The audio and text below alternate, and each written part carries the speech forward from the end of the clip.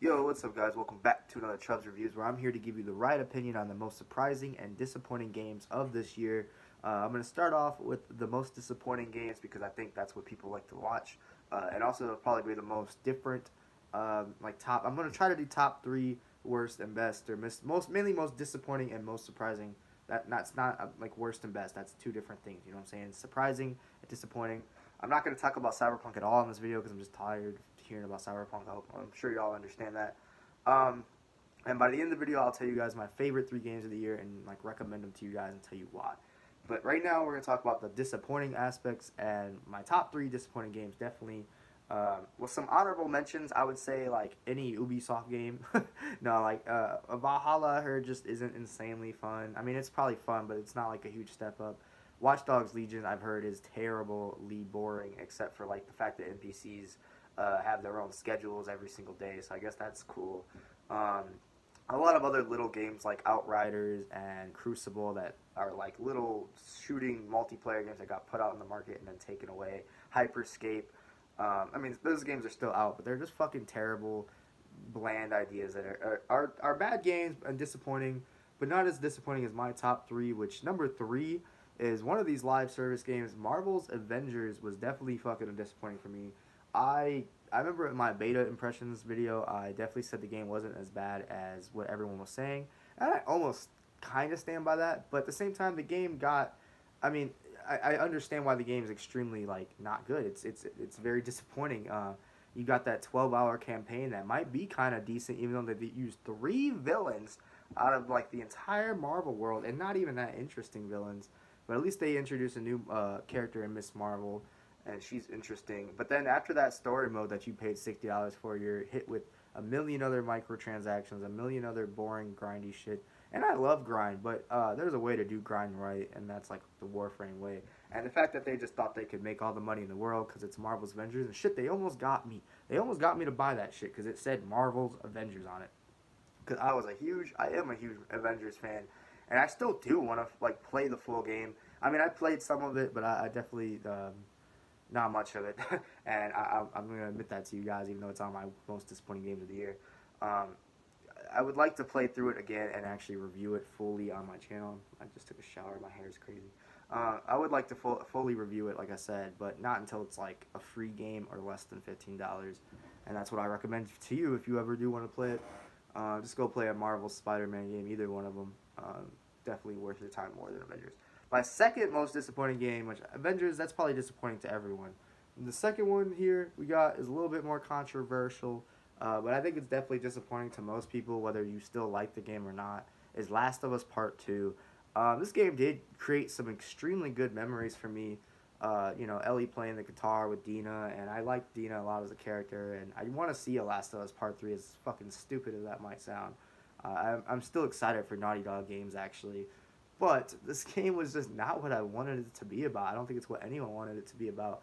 We did not want, I mean, the whole first game was literally about, like, growing, coming together and getting connected with like growing connections between Ellie and Joel and other people in the world, even like just everyone. And this game was just about breaking connections and just fucking murdering them, and it was just sadness. And it wasn't at all about like curing the virus or anything about Ellie's uniqueness in her immune ability. Like there's just no talk about that. It never brings up once. Like it's just not the focal point of the game, and that is the most disappointing game.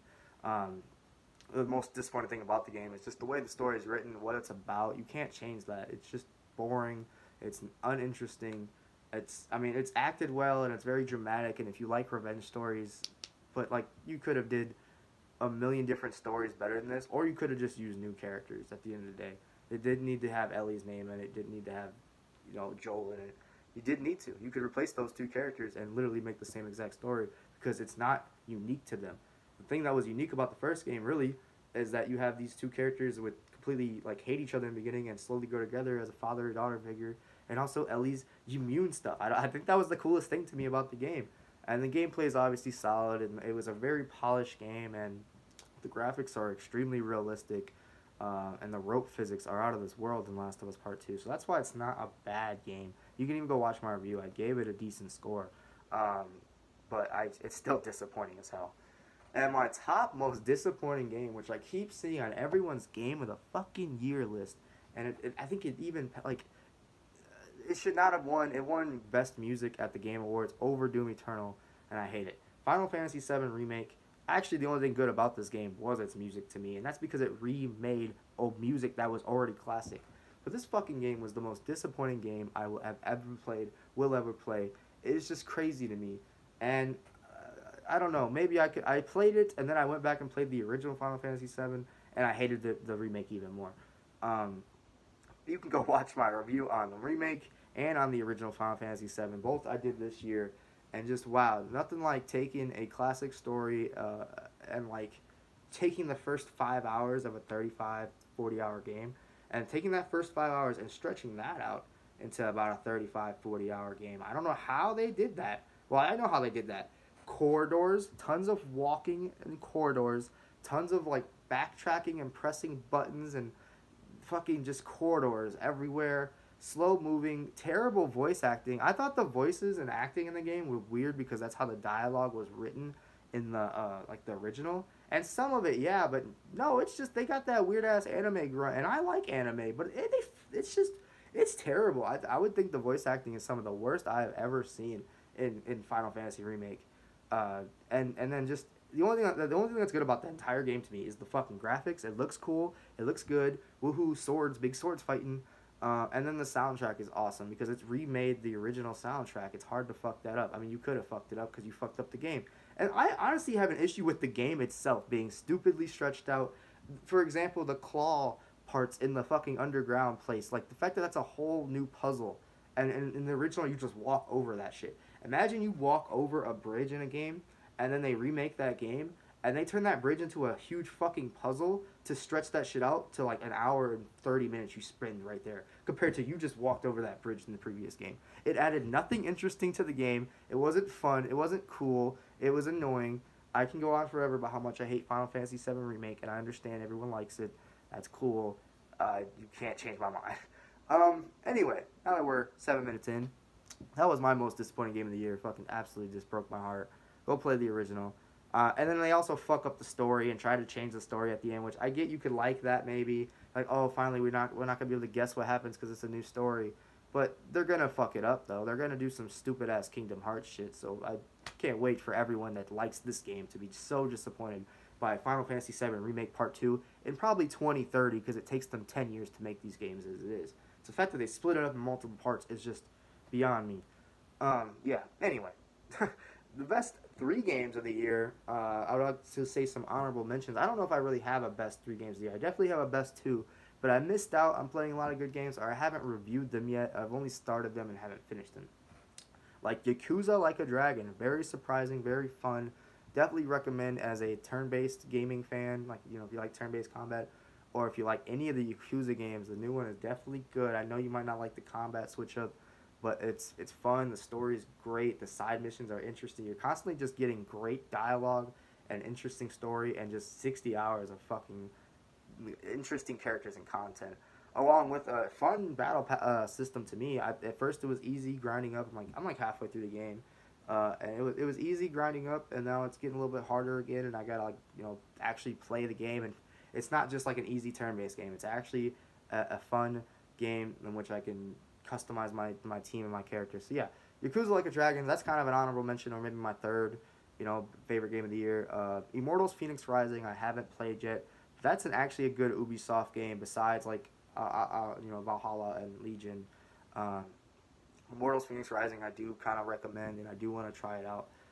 Doom Eternal is definitely it's just a step up of Doom 2016. It's longer, way more moves. You feel like a badass. It's a little bit more challenging. They're adding more content to it. It's a bit more polished. The music's incredible. Definitely slept on by a lot of people in their Game of the Year list this year. Doom Eternal is awesome. And Hades. Hades I have not been able to play, and I don't think I'll ever be able to play it as an only PlayStation owner. I don't have a PC. I don't have an Xbox. I do have an Xbox One in my living room, but I don't have gold. I don't have controllers. I'm not I don't know. I just don't want to play an Xbox. Xbox fucking sucks. So therefore I'll never play Hades, and it sucks, and I should really open my mind to it. But Hades is probably my game of the year if I actually played it. But I didn't play it. So my top 2 game of the years Next, with all those honorable mentions, first of all, is Persona 5 Royale. It's pretty much 80% of the same exact game as Persona 5, but that extra 20% that's new completely kind of does change the game. I mean, they add a lot of little combat things throughout, and 80% of the story is kind of the same, but they sprinkle in a lot of early things that are new, and like the final 20% of the game is all that buildup that's sprinkled in, really satisfied, really like mind kind of blowing. I think it's the most mind blowing story and build up and epic fight at the end I've ever had in a game. I can't like people loved some of these epic fights in like Final Fantasy VII Remake, and I've just seen better in a turn based game that is so stylized like Persona 5 Royale.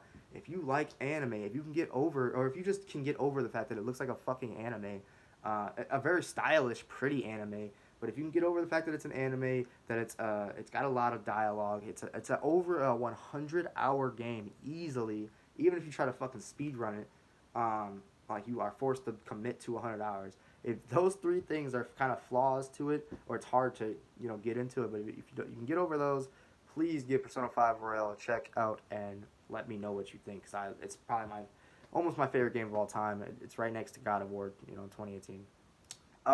And then my favorite game, my most surprising game of the year, which I don't know, surprising, but I thought it would be good, and it turned out to be great, and I've definitely liked it more as I've stayed away from it, and like I miss it, and I want another one, is Ghost of Tsushima. I obviously deserved Game of the Year at the Game Awards. I mean, the People's Choice did vote it for, it is Game of the Year this year, next to Hades, But Ghost of Tsushima is just awesome. The story is the weakest part about it, but that's one of those games that if the story's weak, it's the everything else that is great about it. The combat, the world. It's an open world done right. I've been playing some of these short open world games. I haven't reviewed them yet, but like Rage 2 or Greedfall. I know they just randomly throw them games in there are weird. But like these open world games are fucking boring filler shit. And just like Ghost of Tsushima, it has some of that, but it just like it makes the combat so fun and enjoyable. I platinumed the game. I wanted to do everything, and I did everything, and I wanted more. And then they gave you free fucking multiplayer and all this shit. I didn't really try that shit out because I'm just not a huge multiplayer person anymore. I would love a story expansion, which I think that did come, but I would love a Ghost of Tsushima Part 2. We got the Ghost of Tsushima's origin story. Give us the Ghost of fucking Japan, and he just wipes out every mongrel. I don't know. Just give us another game with Jin Sakai. Please don't, stray off from this. Or even add some more, like I said, main story DLC. I'll definitely play that. And that's another Doom Eternal's also adding main story DLC with the Ancient Gods DLCs. And those aren't free. Ghost of Tsushima shit's been free so far. That's pretty lit. So it's just, Ghost of Tsushima I can't recommend enough. If you played any open world game ever, play Ghost of Tsushima because it's a must play. It is actually a must play. You'll like it. You'll love it. I mean, turn difficulty down if it's a little hard, but it's not a Dark Souls. It's not a Sekiro. It's not easy, but it's fun. It can be easy if you like abuse certain systems. You can switch it up throughout the stealth and the just straight up go in and kill people, or you can do a nice mixture of both, and that really makes you what the Ghost is. The Ghost is a nice mixture of both a fucking assassin in the shadows and a straight up samurai killer when he needs to be. And I don't know, the story has grown on me over time as I've taken a step away from the game. Obviously, a lot of the side characters, I don't remember their names that much, besides maybe Genji or Kenji. But, like, the Ghost himself, his, like, arc throughout, I know I've been loving the word arc lately, but his character development throughout has stuck with me a lot, and especially the ending, they let you make a decision at the end, and Last of Us 2 could have been saved if they let you make a decision at the very end of the game, but no. Ghost of Tsushima did that. Ghost of Tsushima helped me so much get over my Last of Us 2 hatred and disappointment. So it came out at a perfect time. Definitely recommend that. My most surprising, best game of the year. Thank you guys so much for watching this very long video of my most disappointing and most surprising games. I'll see you guys this entire year, 2021. Happy New Year's. Peace out.